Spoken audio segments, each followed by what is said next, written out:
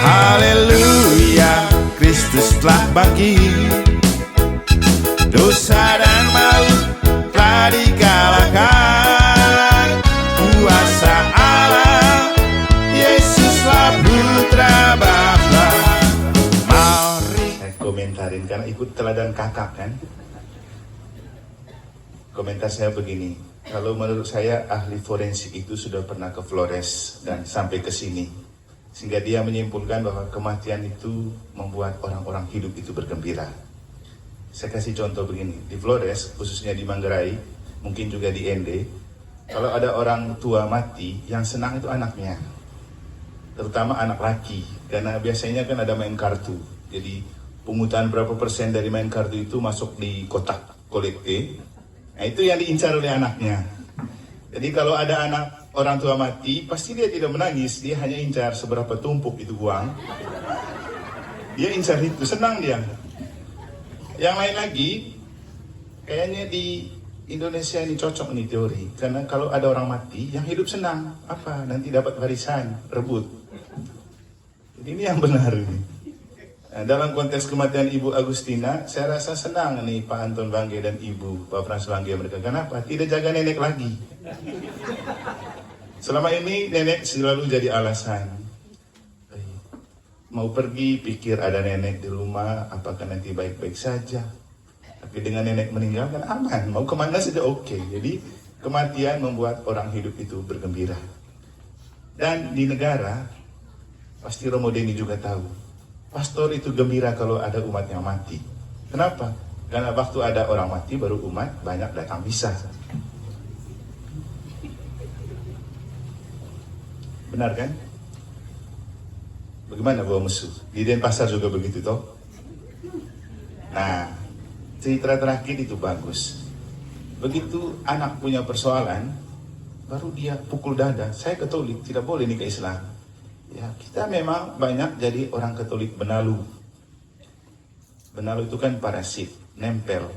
Dan kita kalau ada kebutuhan sakramen di gereja, baru nempel ke gereja, nempel ke KBG, nempel ke lingkungan. Kita punya sakramen yang sudah dilayani, hilang lagi. Ya kan?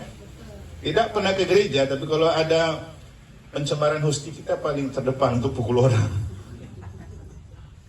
Dan karena itu ajakannya, saya pikir makna dari ceritanya Romo Deni itu jelas. Jangan jadi Katolik musiman. Jadilah Katolik yang setia dalam kondisi apapun. Jangan tunggu butuh baru Katolik. Jangan tunggu soal baru ngaku Katolik. Giliran tidak ada persoalan, tidak ngaku. Nah, kita orang timur yang merantau ini paling banyak baru ngaku Katolik. Kalau dipukul orang di jalan, jatuh di got, mau mati atau mati. Waktu hidup tidak mau daftar. Nah, kembali ke kematian membuat orang hidup bergembira. Karena waktu mati baru kita bisa berjumpa dan berpesta. Terima kasih banyak Romo Deni. Kita lanjutkan dengan persembahan. Tuhan bersamamu dan bersama rohmu. Inilah Injil suci menurut Yohanes. Dimuliakanlah Tuhan. Pada perjamuan malam terakhir, Yesus bersabda kepada murid-muridnya, "Seperti Bapa telah mengasihi aku, demikian juga aku telah mengasihi kamu. Tinggallah di dalam kasih-Ku itu. Jikalau kamu menuruti perintah-Ku, kamu akan tinggal di dalam kasih-Ku, seperti aku menuruti perintah Bapa-Ku dan tinggal di dalam kasih-Nya. Semuanya itu Kukatakan kepadamu supaya sukacitaku ada di dalam kamu dan sukacitamu menjadi penuh. Inilah perintah-Ku, yaitu supaya kamu saling mengasihi seperti aku telah mengasihi kamu. Tidak ada kasih yang lebih besar daripada kasih seorang yang memberikan nyawanya untuk sahabat-sahabatnya. Kamu adalah sahabatku, jikalau kamu berbuat apa yang Kuperintahkan kepadamu. Aku tidak lagi menyebut kamu hamba, sebab hamba tidak tahu apa yang diperbuat oleh tuannya. Tetapi aku menyebut kamu sahabat, karena aku telah memberitahukan kepadamu segala sesuatu yang telah kudengar dari Bapakku. Bukan kamu yang memilih aku, tetapi akulah yang memilih kamu. Aku telah menetapkan kamu supaya kamu pergi dan menghasilkan buah, dan buahmu itu tetap, supaya apa yang kamu minta kepada Bapa dalam namaku, diberikannya kepadamu. Inilah perintahku kepadamu, kasihlah seorang akan yang lain. Demikianlah sabda Tuhan. Terpujilah Kristus.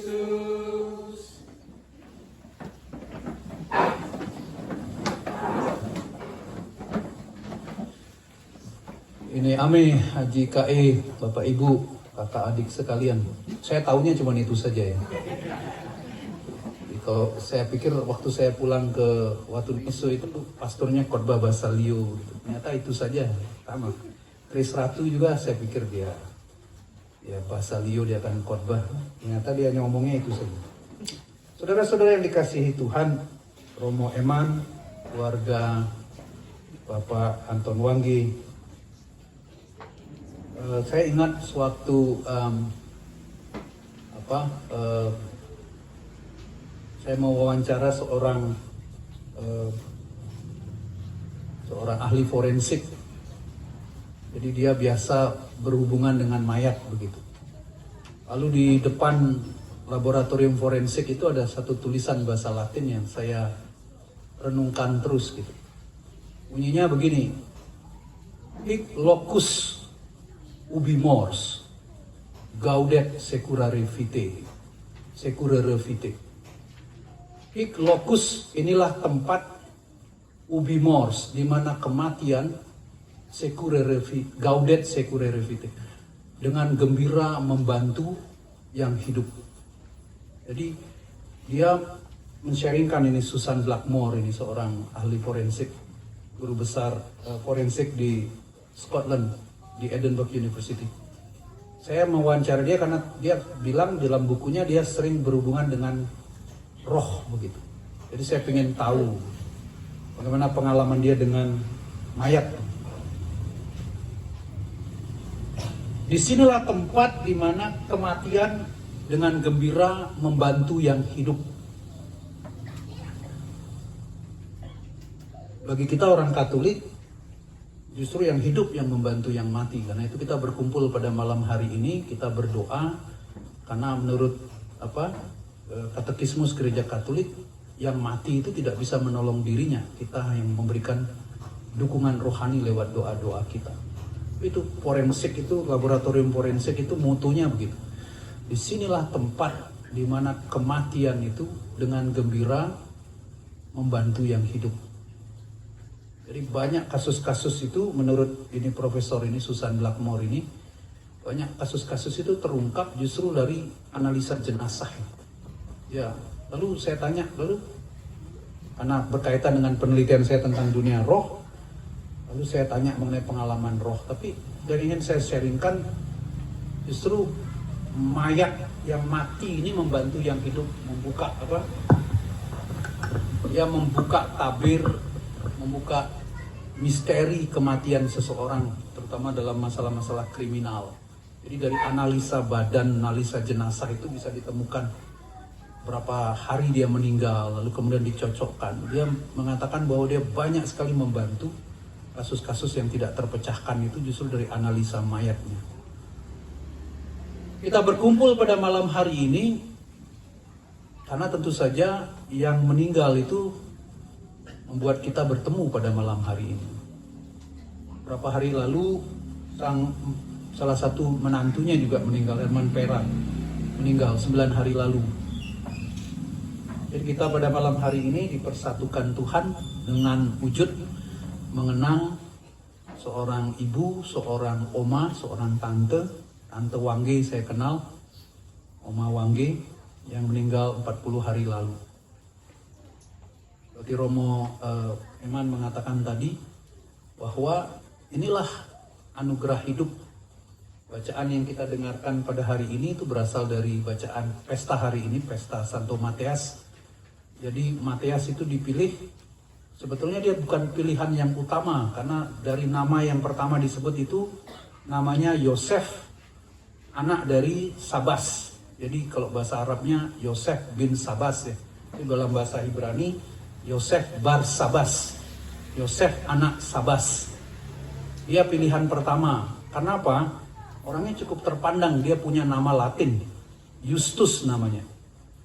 Jadi dia sebetulnya yang diharapkan yang pertama begitu. Terus nama kedua baru nama Matias, nama kampung. Mungkin ya nama dari Leo sana begitulah. Ya. Orang Leo itu kalau bikin nama lucu-lucu ya, Pit Petu. Sudah Pit Petu lah. Saya ketawa-ketawa terus sendiri ya. Karena kita susah menyebutkan huruf terakhir. Orang bilang kanan, sana kana.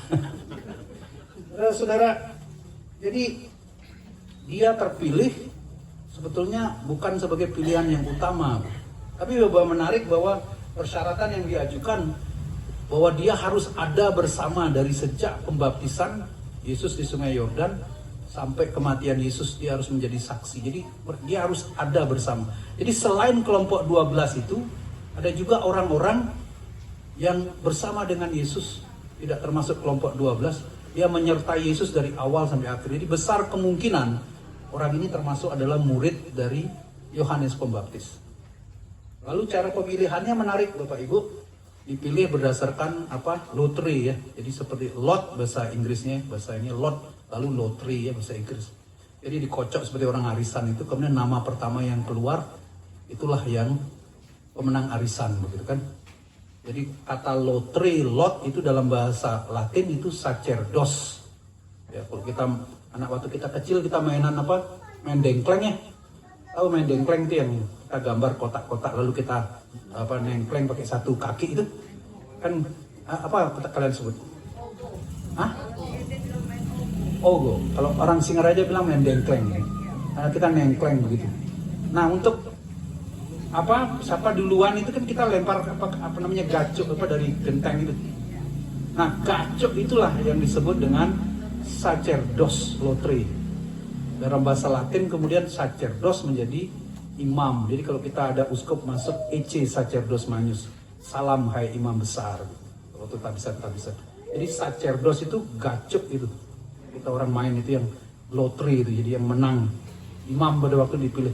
Tapi itulah yang praktek yang ada dalam tradisi orang Yahudi. Dan disitulah Matias kemudian terpilih. Orang yang sebenarnya tidak diharapkan, tapi justru dipilih Tuhan. Itulah misteri hidup. Hidup itu adalah sebuah misteri Tuhan. Kita tidak pernah tahu siapa yang Tuhan pilih, kita tidak pernah tahu. Tapi kemudian dia didandani oleh Tuhan. Dia untuk melengkapi jumlah 12 itu, dipandang jumlah 12 itu harus lengkap, maka Yudas Iskariot itu diganti begitu. Kalau tadi pemain transferan, maka dalam sepak bola ada namanya pemain cadangannya. Jadi Matias ini termasuk jenis pemain cadangan, tapi justru pemain cadangan itu yang menentukan kemenangan dalam pertandingan itu. Itu kadang-kadang kita lihat dalam pemain sepak bola, dia tidak dipasang dari awal, dia hanya pemain cadangan, tapi justru dia menentukan kemenangan. Itulah Matias. Dia cuma pemain cadangan sebetulnya, tapi dia justru yang menentukan. Nah, saudara-saudari yang dikasihi Tuhan, kembali kepada pilihan Tuhan, kita orang-orang yang terpilih. Tuhan memilih sesuai dengan rencananya.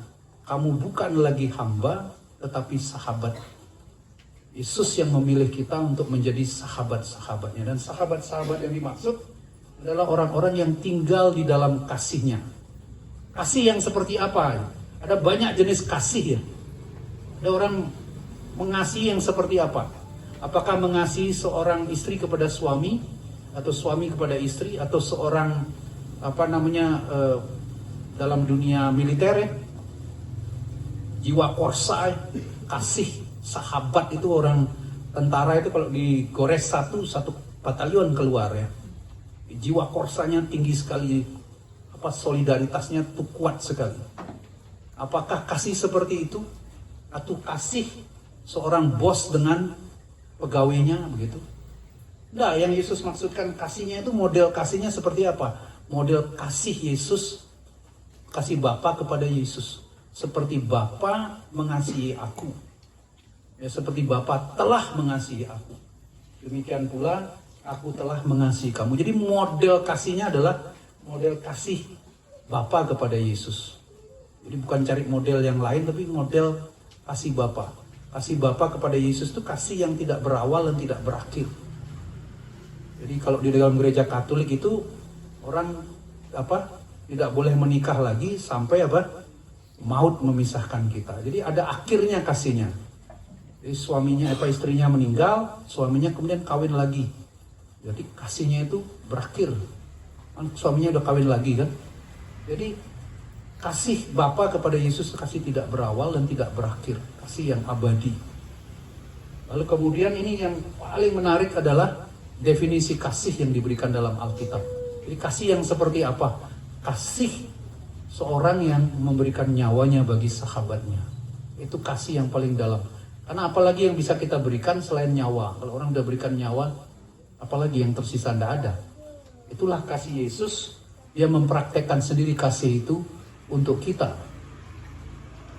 Allah telah memilih kita semua untuk menjadi sahabat-sahabatnya dengan syarat kita tinggal di dalam kasihnya itu. Dan kalau kita tinggal di dalam kasih itu syarat supaya kita bisa berbuah. Kamu hanya berbuah. Inilah tandanya bahwa kamu adalah muridku kalau kamu berbuah. Mintalah di dalam aku supaya Bapa memberikannya. Dengan syarat kita harus tinggal di dalam kasihnya. Dan ibu kita, oma kita, tante kita ini, Agustina Ninengah Marni ini, seperti Romo Eman tadi katakan dalam doa, dia telah setia sampai akhir. Hari ini ketika kita berkumpul, kita berdoa dan kita mengingatkan Tuhan agar Tuhan ingat akan hambanya yang sudah setia sampai akhir. Ya, untuk Mother Teresa dari Calcutta mengatakan, God calls us not to be a successful person, but to be a faithful one. Tuhan memanggil kita bukan untuk menjadi orang yang sukses, tetapi menjadi orang yang setia. Itu panggilan. Kita jatuh bangun, kadang misa malas, tapi tetap jadi orang Katolik. Nah itu dia. Saya dihubungi dengan orang dari dari Kampel, malas ke gereja, nggak pernah ke gereja. Tiba-tiba anaknya kasih hamil orang Islam, orang dari Bandung. Bapaknya yang perempuan tuntut kawin secara Islam. Terus dia bilang, Romo bagaimana? Kau sendiri malas ke gereja mau suruh anakmu berkat Katolik lagi. Woi, tapi kalau begini-begini ini kita Katolik, Romo. Ya sudah, kau urus sudah secara Katolik kalau begitu. Ya itulah. Tapi kita tetap setia, itu yang paling penting. Berkelahi tiap kali, tapi masih tetap setia sebagai suami istri. Itulah perjuangan kita. Jatuh bangun. Kita bukan orang-orang sempurna, tapi Tuhan justru memilih yang tidak sempurna ini seperti Matias untuk disempurnakan. Kita bukan orang yang hebat, kita orang-orang yang lemah, dan Tuhan memanggil kita supaya Dia bisa menguatkan dan menyempurnakan kita. Amin. Amin. Jadi kita bersama berdoa sekali lagi agar Tuhan menyempurnakan apa yang kurang, apa yang tidak sempurna dalam diri hambanya, Agustina Ninengah Marni, menyempurnakannya dalam kehidupan yang kekal. Tuhan memberkati.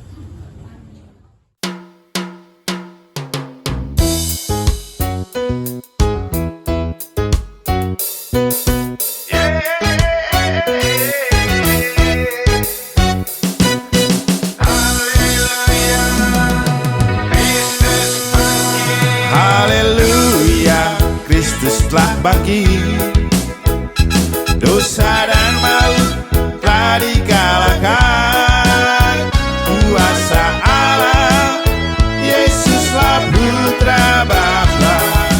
Mari bangkit bersama Kristus, jadi saksi bagi dunia, agar kasih Allah jadi nyata dalam masyarakat majemuk.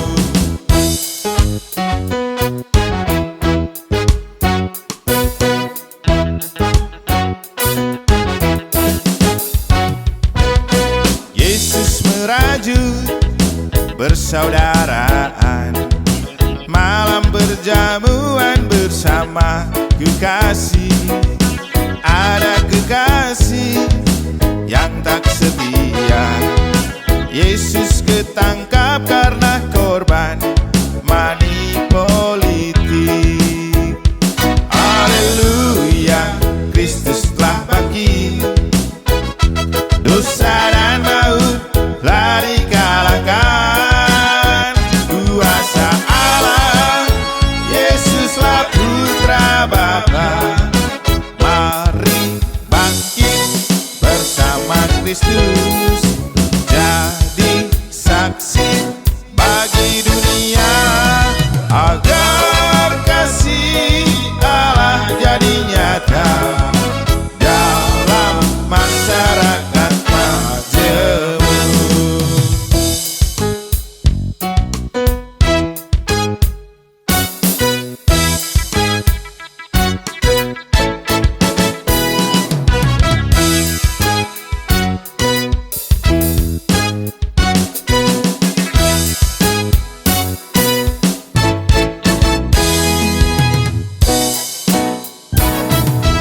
Dihukum mati, pengadilan yang tak adil, dengan tulus memanggul salib ke Kalvari, agar dunia ditebus dari dosanya.